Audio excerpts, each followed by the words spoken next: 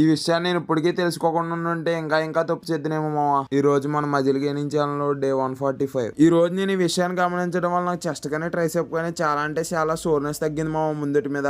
ఎందువల్ల అంత సోర్నెస్ తగ్గిందో నేను లాస్ట్ లో క్లియర్ గా చెప్తాను మామ. ఇంక ఈ రోజు విశేషాలు ఏంటంటే, ఇంక ఈ రోజు ఎగ్జామ్ ఉంది కాబట్టి నా గురించి మీకు తెలిసిందేమో. ఇంకా నేను ఎగ్జామ్ ఉందంటే ఎంత ఫాస్ట్ గా ఎంత కంగారుగా రెడీ అవుతాను అన్నది అలాగే రెడీ అయ్యాను ఈ రోజు కూడా చాలా చాలా ఫాస్ట్ గా. మన కోసం ఎంత చెప్పుకున్నా అంతేమో. ఇంకా మనం ఎంత ఫాస్ట్ గా అవ్వాలనుకున్నా అంత సాన్ చేస్తాం మనం. దానికోసం ఇంక వదిలేండి.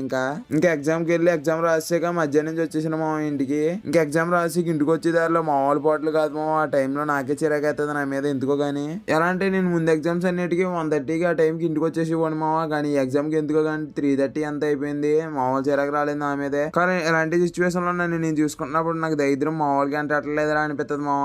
ఇంక చేసేది ఏం లేక వచ్చింది కొంచెం సేపటి తర్వాత జిమ్కి వెళ్ళిపోయాను మామ. ఈ రోజు అలాగా చెస్ట్ ట్రైసెప్ కదని. కానీ నేను ఈ రోజు చెస్ట్ ట్రైసెప్ లో నేను బాగా చేంజ్ తెలుసుకున్నాను మామ. ఏంటంటే నాకు ఇప్పుడు దాకా మజిల్ సోర్నెస్ అనేది అలా ఉండేది. చెస్ట్ కానీ ట్రైసెప్ కానీ. ఎందుకు సోర్నెస్ తగ్గిందంటే మనం హిట్ ట్రైనింగ్ యాడ్ చేయడం వల్ల, నేను కావాలని యాడ్ చేసిన హిట్ ట్రైనింగ్ ఈ సోర్నెస్ కానీ ఈ రికవరీ కానీ కొంచెం బూస్ట్ అవుతుంది అని చెప్పేసి నేను యాడ్ చేశాను మామ. లేకపోతే యాడ్ చేయను నేను.